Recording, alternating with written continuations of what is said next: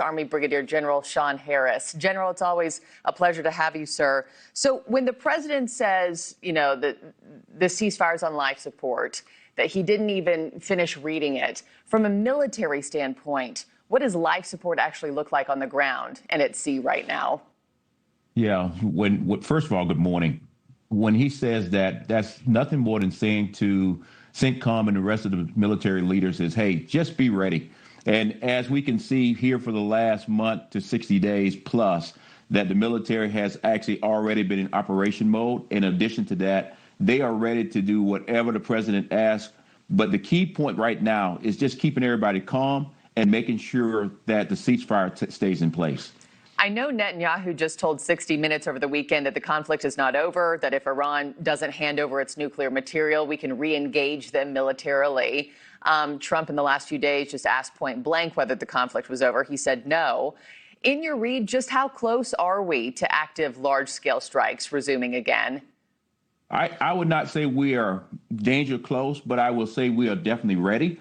I will also tell you something to be watching very closely today when the Secretary of War goes into Congress and actually asks for the funding, to watch his tone, to see if he's going to be more combative or less combative. Because right now, as you know, we are well past the 60 days. Well, on top of that, we are actually potentially, I'm looking for this war to continue on for another 3 to 6 months, depending on how the president's visit goes to China. So when you take that timeline into account, and we're all waiting to listen to what Hegseth and General Kane have to say today, I mean, they're asking for a Pentagon budget of $1.5 trillion that doesn't include costs for this war. Does that number seem appropriate to you, sir? I think that number's a little low, but I also believe that when they actually get in a setting behind closed doors at the top secret level, they will go into more detail. But I will also say this.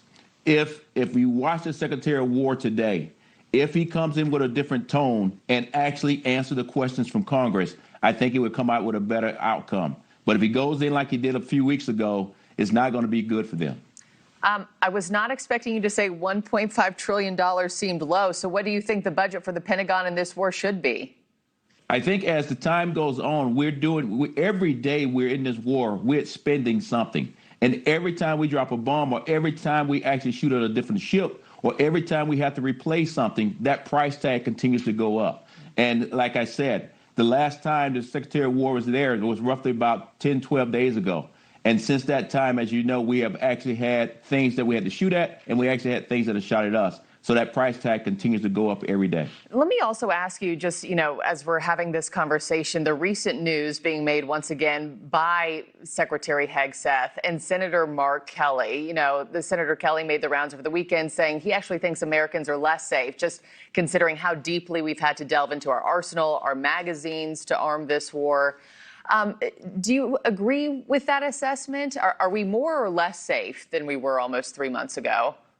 I would definitely say, I won't get into saying if we're less safe or not, but I will say this. Every American out here can actually feel the pain of this particular war that we're in when it comes to fuel costs, when it comes to everything across the board, because if we cannot get the Strait of Hormuz back open, it will continue to hurt the American people, and that is where the American people will feel it. On the side of the coin where the senator spoke on, yes, he's right in a particular way, but I would hope that the Secretary of War would go in today and be less combative and actually answer the questions so they can actually get the funding they need to start replacing all the things that we already used. Yeah, we'll see what the tone and messaging sounds like once he's in the hot seat again. Lastly, quickly, before I let you go, General, obviously a big trip coming up for President Trump to China. He leaves today, big meeting tomorrow with Xi Jinping. What do you hope comes from that?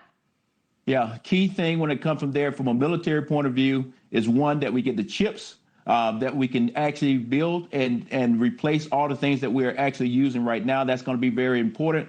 But on top of that, the president will probably be asking China's president for support to try to get the Iranians back to the table and get some type of agreement.